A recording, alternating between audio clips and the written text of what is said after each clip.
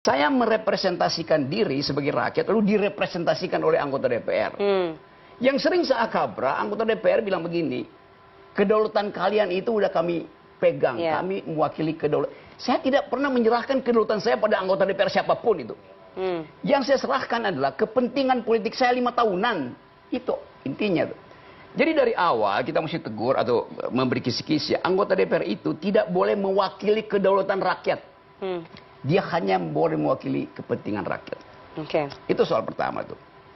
Kedaulatan tidak pernah diserahkan. Sebab kalau diserahkan, hilang, rakyatnya hilang. Rakyat itu identik dengan kedaulatannya. Jadi yang saya sering lihat tuh arogansi anggota DPR ini pasti nggak arogan dia karena dia ngerti membedakan ini antara. Hari ini dilantik 5 tahun lagi kita nggak tahu untuk menguji karakter seseorang berikanlah dia kekuasaan. Ya sebelum 5 tahun gua pecat semua. Jadi wajah parlemen kita gimana nih kalau udah ngelihat ini? Ada harapan?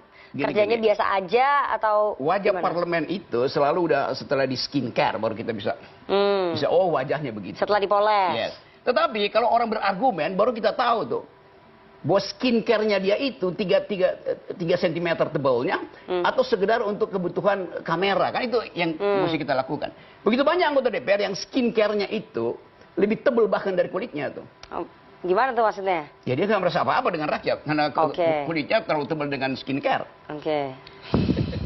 Setiap hari ada di Plaza Senayan terus pamer-pamer habis beli jas parkingan tuh.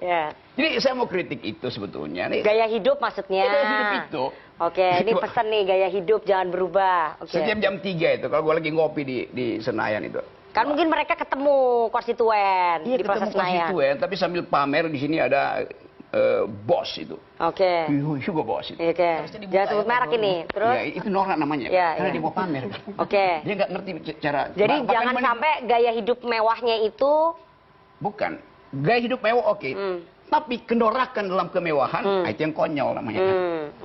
Jadi tetap kita mau lihat bahwa anggota DPR ini akan menghasilkan legislasi itu. Yang kedua, dia mesti mendistribusikan APBN yang betul-betul minim. Yang akan tiba di daerah berapa? Daerah udah ambil 1.000 triliun. Kata Pak Prabowo kita punya 3.600 triliun. 1.000 dolar sudah dipakai buat daerah, 1.000 dipakai buat bayar utang, tuh 400 dipakai buat makan siang itu. Tinggal ada 400 triliun. Yang akan didistribusikan. Ruang fiskalnya segitu. Pasti akan ada problem. Sementara daya beli tidak naik itu. Ekonomi di push 8%. Oh ya, tetapi itu akan menimbulkan disparitas tuh. Karena begitu 8%, yang akan tumbuh itu yang sedikit pasti. Nggak ada yang bawah itu tumbuh 8%. Akan ada disparitas, Gini rasio akan memburuk segala macam itu, ketegangan sosial akan. Jadi DPR akan masuk di dalam satu suasana di mana ada ketegangan psikososial. Secara sosial jelas-jelas itu akan ada disparitas, secara psikologis mesti ada masalah. Bahwa anggota DPR akan berhadapan dengan eksekutif yang di dalamnya ada keretakan relasi antara presiden dan wakil presiden. Itu akan jadi problem juga di Senayan. Akan ada keretakan ya menurut Bung Rocky ya. Bukan menurut saya, menurut netizen. Menurut Bung Rocky akan ada keretakan nggak? Sudah mulai ada keretakan. Sudah mulai. Jadi itu nanti akan menyusahkan posisi partai-partai di DPR dan wakil-wakil rakyatnya.